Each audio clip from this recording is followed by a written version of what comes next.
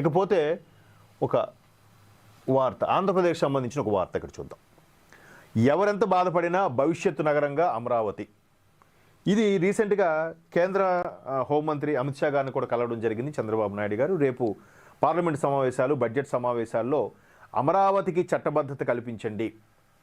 ఎవడో ఒకడు వచ్చి మళ్ళా ఇది అమరావతికి ముందు అమరావతి ఓకే మేము సిద్ధంగా ఉన్నాం అనుకొని 10 సార్లు బిల్డప్ ఇచ్చి అక్కడికి వచ్చిన తర్వాత అమరావతి మేము వైజాగ్ క్యాపిటల్ అన్నాక ఇప్పుడు వైజాగ్ అని చేస్తాడా?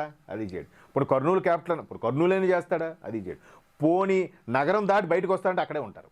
ఇల్లే స్వర్గం, ఇల్లే ఆఫీసు, ఇల్లే సెక్రటరియట్ అన్నీ ఆ ఒక్క ఛాంబర్లోనే.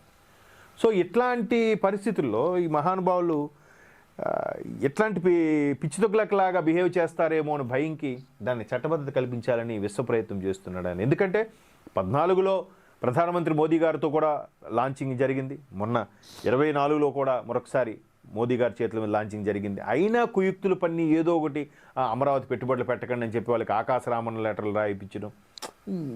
అంటే ఒక వ్యక్తి మీద ఉండే కక్ష, అరే ఈ వయసులో కూడా భలే చేస్తున్నాడే, భలే డెవలప్ అయిపోతున్నాడే అని కడుపు మంటతో యావత్ రాష్ట్రాన్ని నాశనం చేసేయాలనే తలంపుకు వెళ్ళిపోతున్నారు.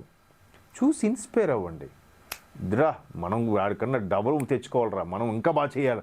అది కదా స్పిరిట్ అంటే. ఆడు వేసాడు మొత్తం కూలగొట్టి, ఆడు తెచ్చాడు వెనక్కి పంపించి, ఆడది కట్టాడు నాశనం చేసే ఇదే.